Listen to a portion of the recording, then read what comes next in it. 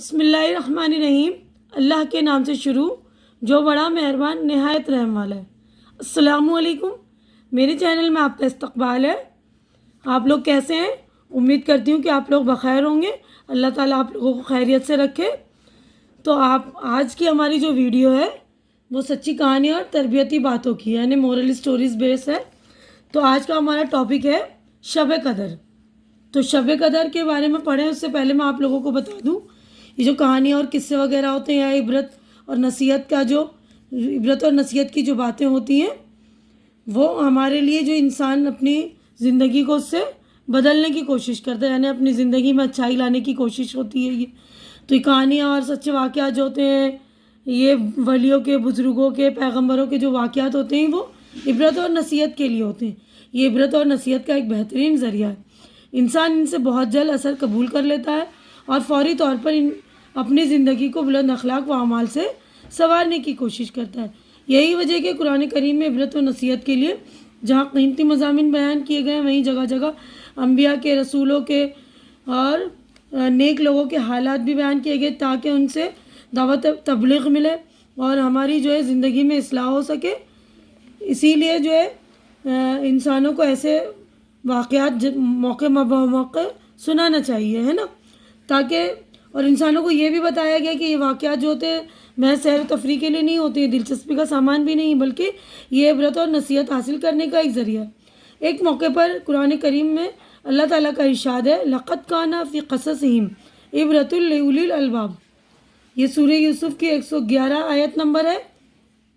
اس کا ترجمہ ہے کہ یقیناً ان کے واقعات میں عقل و ہوش رکھنے والوں کے لیے بڑا عبرت کا سامان ہے۔ یعنی ایسے واقعات جب سنتے ہیں تو ان سے جو ہے عقل و ہوش رکھنے والے عبرت لیتے ہیں، اپنی زندگی کو سدھارتے ہیں، اپنی زندگی میں جو اصلاح کرنے کی کوشش کرتے ہیں، یعنی کریکشن لاتے ہیں۔ کچھ ہم جہاں پر غلط جا رہے ہیں وہاں ہم کریکٹ کریں، اپنے آپ کو اصلاح کریں، ٹھیک ہے نا۔ تو آج کا ہمارا ٹاپک ہے شب قدر۔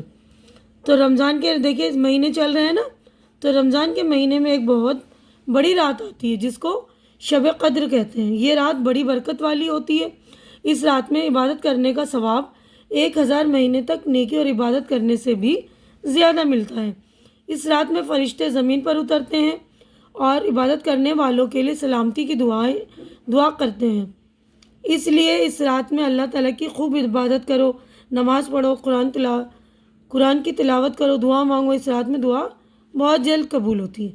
تو رمضان کی جو ہے 21ویں شب سے بولتے ہیں نا، جو طاق راتیں ہیں، 21ویں، 23ویں، 25ویں اور 27ویں اور 29ویں رات میں سے کوئی ایک رات جو ہے شب قدر کی رات ہے۔ تو ان 5 راتوں میں ہمیں عبادت جو ہے بہت لگن سے کرنی چاہیے، کیونکہ ان راتوں میں جو دعائیں بہت جلدی قبول ہوتی ہے اور ہمیں ایک رات میں نیکی کرنے کا ثواب 1000 مہینے تک کی نیکی کرنے کے برابر ہے۔ یعنی ایک رات اگر ہم عبادت کر رہے ہیں تو اس نیکی کا ثواب ہمیں 1000 مہینے تک کی نیکی کا ہے نا، کتنا بڑا ہے۔ یعنی ہم نے 5 راتیں عبادت کر لی تو ہمیں 5000 مہینے تک کی نیکی کا ثواب مل گیا ہے نا۔ تو ان راتوں کو بڑی اہمیت ہے۔ تو ان راتوں میں خوب دل لگا کر اللہ کو یاد کریں، ہم عبادت کریں، نماز پڑھیں، قرآن مجید کی تلاوت کریں، ہے نا، دعا مانگیں خوب اپنے لیے، اپنے پیاروں کے لیے، تمام مومن مسلمان کے لیے، تمام امت کے لیے، ہے نا۔ اور آج کل تو بہت ضروری ہو گیا ہے نا مانگنا، کیونکہ دیکھیے کرونا کی جو وبا آئی ہوئی ہے، کتنے پریشان ہو رہے ہیں لوگ ان سے۔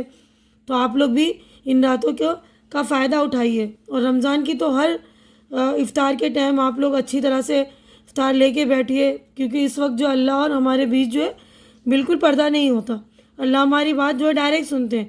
تو اس وقت دعائیں کریے آپ لوگ، یہ وبا اللہ تعالیٰ کسی طرح دور کرے اور تمام امت مومن کو اس وبا سے محفوظ رکھے، یعنی تمام مومن مسلمان کو ہے جو اس وبا سے محفوظ رکھے۔ پیارے بچوں، یہ رات اللہ تعالیٰ کی طرف سے قیمتی تحفہ ہے۔ اس رات کی قدر کرو۔ اس رات میں کھیلنا کودنا، سڑکوں پر گھومنا پھرنا بہت بری بات ہے۔ اس رات کو اگر تم جاگو تو قرآن کی تلاوت کرو، اللہ کے سامنے ہاتھ اٹھا کر دعا مانگو۔ اگر تمہیں نیند آ رہی ہو تو سو جاؤ۔ ادھر ادھر گھومنے اور گناہ کے کام کرنے سے تو بہتر ہے سو جانا ہی اچھا ہے نا۔